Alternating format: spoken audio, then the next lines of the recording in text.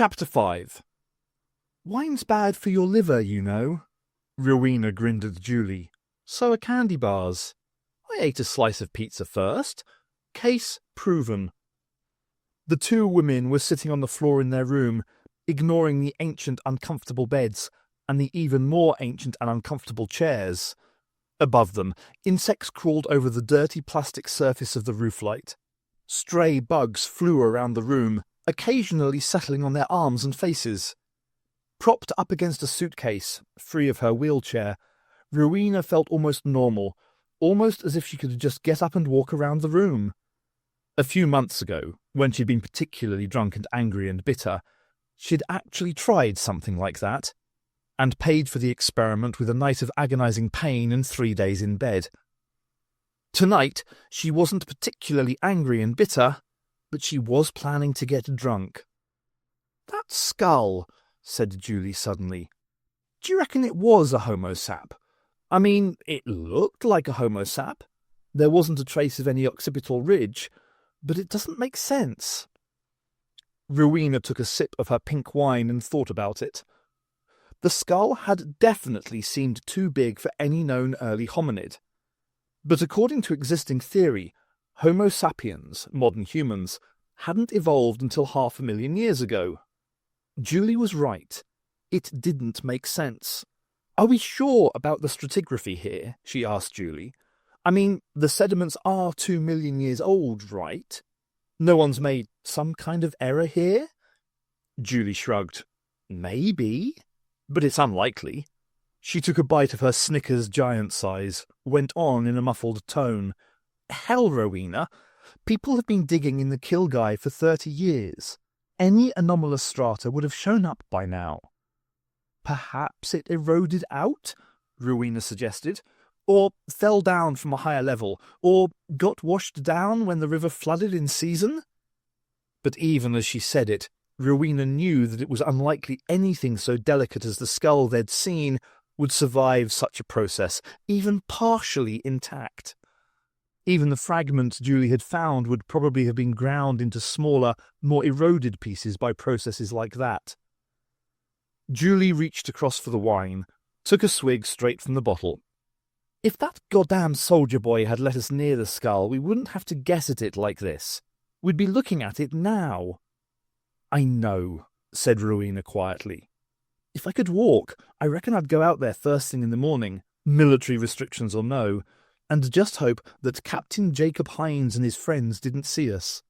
Well, I reckon I'm going to make that complaint. Perhaps if we put a rocket under his ass, he'll let us in." Julie stood up, wavered across the room towards a cluttered table, in the middle of which sat a palm-top computer. "A murder of crows, a military of idiots," she muttered, tapping away at the keys. LEDs winked on the external modem linking it to the sat phone they'd set up outside. "What's the goddamn email address for this United Nations Intelligence Force?" she asked after a while. "I can't find it anywhere on the net." "How would I know a thing like that?" "Didn't you know someone in England who worked for the UN intelligence?" It took a moment for Rowena's alcohol-fuzzed brain to work out who Julie was talking about. When she did, memories flooded back. The cottage on the green hillside in Wales, the protest marches with Cliff and Joe, the older woman's hair flying like a banner in the sun. It had felt wonderful then. It had felt like the world was going to change. Well, it had, but not in the way she'd expected. Hell, she'd been so young then, and so dumb. "You know, the one who reckoned she could time travel." Julie fluttered her fingers at the end of the sentence as she adopted what she felt to be a suitably spooky tone. Her voice brought Rowena back to the present. She looked into her wineglass, hesitated. "I never really believed that stuff."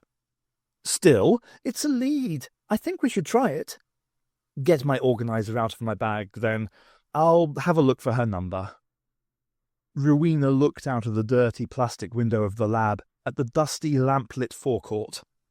Moths and beetles flickered around the lights, and the ghostly smudge of the moon was visible above the rocks. Julie was out for a walk, too restless to sleep. She'd taken the sat phone handset, said something about calling Joe, trying to get an authorization through before morning. Rowena knew how she felt. She couldn't stop thinking about their find. The impossible skull fragment, the impossibly ancient, modern human. The faint rattle of the disk drive operating on Julie's computer made Rowena look up. She rolled the wheelchair the short distance from the window to the desk. As she approached, the computer's small screen was filling with the ghostly shape of a fossil skull. For a moment, it was superimposed on the faint reflection of Rowena's own face, caught in the glare from the overhead light. Her eyes stared back from the empty sockets. Her short, neat blonde hair obscured the cranium, and, more bizarrely, the bright red collar of her sweatshirt was visible around the jawbone. Then the colours came up, and the measurements, and a message. Animatrix. Kill Guy Fragment 1C/45 6.5.97. Modelling now complete. A toolbar offered various options for further work. Rowena looked at the image of the skull critically. The program she was using took the measurements of the fragment and built up an image of the most likely complete skull. The computer's guesswork wasn't inherently any more reliable than hers or Julie's, but its results were easier to see. The complete skull was undoubtedly human. There were no eyebrow ridges, no occipital crest. The jaw was modern, lightweight, and did not protrude. On the other hand, these features were the sort of assumptions the machine was told to make if the skull was thin and had a certain curvature. It didn't necessarily rule out the possibility that the fragment was part of the skull of some variant of Homo habilis, which just happened to have a thin skull with an odd curvature. Rowena told the computer to add the rest of the guesswork: musculature, cartilage, skin. The process was faster than generating the initial skull map. Within a minute, a sketch of a human face was looking out at her. A completely modern human face. She shivered. To hell with odd curvature. There was something wrong about this. She found her wine glass on the desk, took a last gulp of the now warm liquid. Time for bed. Perhaps in the morning she'd be able to work out some kind of answer. She rolled the chair away from the desk towards the door that led to the tiny bathroom. The facilities inside were cramped, and weren't exactly set up for wheelchair users, but Julie had rigged up a rope handle so that Rowena could manage. She didn't bother with the effort of washing and changing in the cramped space. That could wait until morning. Afterwards, she hauled herself back into the chair, rolled it forward. But at the door she stopped, with her hand on the cold metal of the handle. She could hear footsteps moving away. Very soft, but definitely footsteps. A rattling sound like leaves and a faint click. Off to the left? It was difficult to tell through the door. Silence. Gone now. Rowena hadn't heard the person approach.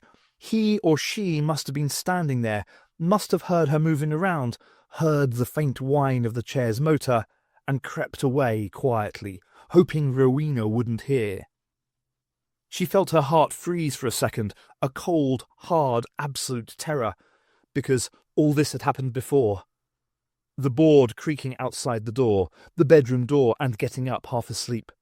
It must be the neighbour's cat got in again, but no, the intruder in the corridor. No, this can't be happening. A man, turning, the gun in his hand, the gun. Rowena clenched her right hand into a fist, hard, until the nails bit painfully into her palm. "Julie?" she called, softly. There was no response. Probably some small-time local crook, she thought. Perhaps they think there's something worth stealing here. "Whoever you are, just get out," she said, trying to hide the panic in her voice. "Just go. There's no money here." A scrabbling, the sound of something being dropped on the floor. The laptop, of course, damn! Computers were worth money anywhere. She took a breath. "Look, I'm not going to hurt you, but I need that computer. If you leave it here, I'll—" She stopped, aware that her voice was shaking. "We'll get some money and pay you to leave us alone." Silence. More scrabbling sounds. Hell, the guy was just carrying right on with looking for things to steal. Did he know she was in a wheelchair? Did he think he could just ignore her? A muttered curse from the other room. More things clattered to the floor. Hell, if he broke that skull fragment, the skull fragment. There was no way she was losing that. She opened the door, and even as part of her mind was shouting, "This is insane, this is just what you did last time, and got yourself in a wheelchair for life," she was rolling the chair into the room, into the bright light where a man was sorting through a pile of stuff on the floor. Not a local. A man in uniform, Jacob Hines. "What the hell?" she began. Then she saw what was outside the window. A horse with arms. A horse with arms and huge eyes.